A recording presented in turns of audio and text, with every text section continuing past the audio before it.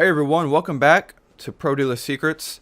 And then in this episode, we're going to talk about part 5 of our 10-part series of 10 ways to sell 10 more cars this month. And number 5 is going to be about how you can log your your test drives and customers and be able to sell cars before you even post them. So, probably anywhere from 3 to 5 times a month. Usually, yeah, about that. We will sell cars from the auction before we ever list them on the website because we already have a database of interested buyers, what they're looking for, and I'm going to show you what that looks like. So this form, which I will link below in the video, so you can download it. It's just a little PDF paper, and we print out like 10 of these at a time, double-sided, and staple them together. Probably 5 would be fine. But essentially, what you do is you keep this in the office, and every single time someone takes a test drive, we log their name, phone number, how they found us, the vehicle they're driving, and then any notes about their budget and what kind of car they're looking for. So we do this before the test drive because it's less invasive. They just assume that it's part of the test drive. If you do it after, people are much less willing to give you information.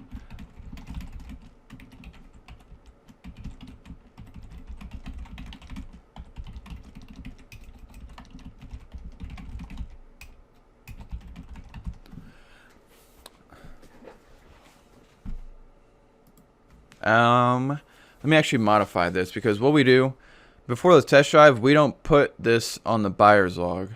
So what we do is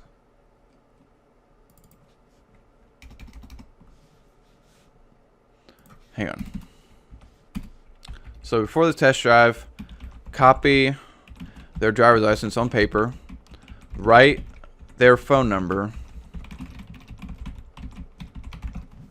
Okay, so what you do is you copy the driver's license onto a piece of paper, and then you ask them for their phone number. They're going to assume that it's part of the test drive, which it is, but also you want to be able to save this information. So write their phone number on there and the car that they're driving. Or if you have a test drive sheet, whatever your process is, this is what we do. And then, while they're test driving it, or even after, we'll log it onto a spreadsheet. But you can't do this after the test drive because people are much less willing to give you information because they're just going to assume that you're going to blow them up. Like at that point, it's not part of the test drive. It's just you being annoying. But if you do it before the test drive, they'll just assume it's part of the process. And this is a sheet that we use, either after they leave or, they tell us that, well, I'm going to think about it. We'll ask them if they're going to leave, we will say, all right, so, you didn't like that one, or, you got to think about it. What are you kind of looking for? Because, we get cars all the time, and if something comes in that fits what you're looking for, we can let you know. What kind of price range are you looking in? What kind of car you're looking for, that kind of stuff. And what we do is, we'll write the date that they came by. We'll write if they claimed a gift card or not, because one of the promotions that we run is, anybody that visits our dealership, we'll give them a $10 gas card. And if they come from out of state, we'll give them a $20 in gas card just for coming by. No strings attached. They could walk in the door and we'll give them. We don't willingly offer it, but they ask for it. We'll give it to anybody that wants it. But very, very, very few people even take us up on that. You write their name, their phone number. Write their vehicle and price range. Any other notes that you have, and then whether you think they're serious or not. So it might say, today's date, no gift card. The name is Jerry, Seinfeld, I don't know. And then a phone number, and then, write F-150 pickup, comma, $10,000 cash. And then notes like, wants 4x4, comma, leather, ready to buy, low miles, and then serious, you put yes. Something like that. But then you do this every single day. And then whenever you go to auction, when you buy a car, you can look at your list right here, and you can see who is looking for the kind of cars that you bought at the auction. And then you take pictures of them, You text them to the people. You say, hey, we just got this in. Want to let you know about it. This will be the price. It'll be ready on this day. Do you want to come check it out? And then you just do that. That's what you do now. And you will sell more cars every month just as a result of doing that. So, it's pretty simple, but one of the problems with this method is you have to be consistent. You have to make sure that your salespeople do it every single time.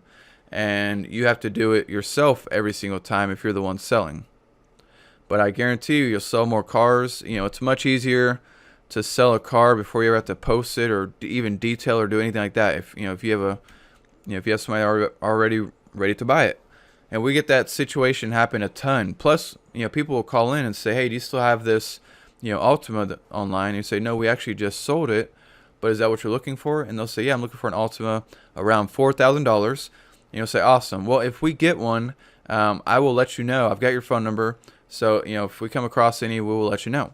And then you take that, person's name and phone number, what they're looking for, and you put it on this list. And then just so happens that the next day you go to the auction, you buy an Altima, you pay $2,600, and it's a nice car. Then the next day, that customer comes in and buys it. Like, it's that easy. That happens very frequently. You just have to be consistent, do this process, and you will get sales, guaranteed. Not only that, you're going to see how many test drives you're getting. You're going to see information about who's coming in, what are they looking for, what are the different things that they're requesting. So it's a good bit of information to help you buy cars better. And if your salespeople give you any excuses about why they can't do this, or why they haven't been, or they can't be consistent about it, like they are not even interested in increasing their own sales. Like, those are people that you probably need to fire if they can't even do something as simple as log test drives to make it easier to sell cars in the future. Like, I can't stand that crap. So just a bit of help, hopefully, for you guys, that doing this all day, every day, all month, every year is going to help you sell a lot more cars for a very minimal amount of effort. And like I said below, I am going to link the link to this piece of paper so you can just print it out. And the way I do it, if your printer has double-sided printing, I just go in and I'll do print on both sides, and then that way it's just like a little flip book. We just flip it over, and then just like that, easy enough. So that's part 5 on how to create a test drive log.